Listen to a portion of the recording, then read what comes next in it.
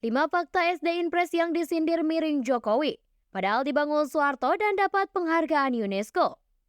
SD Impres yang dibuat semasa pemerintahan Soeharto jadi perbincangan usai Presiden Jokowi membandingkannya dengan proyek IKN Nusantara yang dimandori tenaga asing.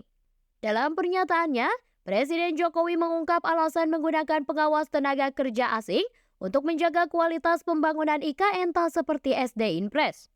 Pernyataan itu ternyata menuai polemik dan perdebatan di media sosial karena dinilai tak baik. Terlebih, Sekolah Dasar Instruksi Presiden atau disingkat SD Impres itu pernah mendapat penghargaan dunia dan menjadi tulang punggung sekolah di pedalaman hingga kini. Berikut 5 fakta SD Impres yang disinggung Jokowi. 1.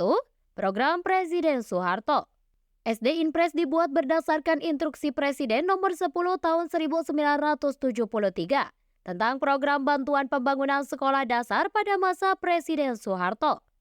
Kebijakan tersebut tak lain untuk memperluas kesempatan belajar, terutama di pedesaan dan daerah perkotaan dan penduduknya berpenghasilan rendah. Ribuan hingga puluhan ribu gedung sekolah dibangun hampir setiap tahun. Hingga tahun 1993 hingga 1994 saja, tercatat hampir 150 ribu unit SD Impres telah berdiri di Indonesia. Pembangunan SD Impres juga didukung dan diinisiasi oleh Menteri Perencanaan Pembangunan Nasional atau Kepala Bappenas sekaligus Ekonom Indonesia Widjojo Nitisastro. Total dana yang dikeluarkan untuk program SD Impres hingga akhir pembangunan jangka panjang tahap 1 mencapai hampir 6,5 triliun rupiah. 2. Sebaran guru dan SPG. Seiring dengan pembangunan SD Impres, pemerintah juga menempatkan 1 juta guru ke pelosok negeri. Dalam buku pendidikan yang memiskinkan 2004 karya Darmaning Tias, pembangunan SD Impres juga mendorong berdirinya sekolah pendidikan guru. Setelah SPG dibubarkan pada tahun 1989, orang-orang beralih ke sekolah menengah atas atau SMA. Seiring perkembangannya, SD Impres juga harus berjuang di tengah minat belajar di sekolah yang didirikan misionaris dan pesantren. Pembangunan sekolah juga dilakukan seiring dengan pembangunan 5 tahun tahap 2 dan tahap 3 yang menjadi titik awal pembangunan sistem pendidikan di Indonesia oleh rezim Orde Baru. Peran pemerintah yang menguat juga terasa melalui pengaturan seragam, isi materi pelajaran, dan perilaku pihak yang terlibat dalam pendidikan. 3. Antarkan ekonom raih Nobel.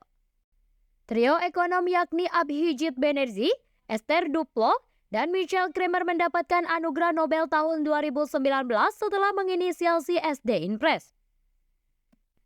Dilansir dari indonesia.go.id, Duplo menjelaskan pembangunan SD Impres membuat 1.000 anak usia dari 2 hingga 6 tahun pada tahun 1974 menerima lebih banyak pendidikan untuk setiap sekolah yang dibangun di wilayah mereka.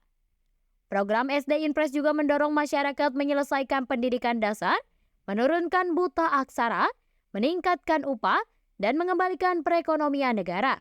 Dampak lainnya, anak-anak usia dari 2 hingga 6 tahun pada tahun 1974 menerima 0,12 hingga 0,19 tahun lebih banyak pendidikan untuk setiap sekolah yang dibangun per 1.000 anak di wilayah kelahiran mereka.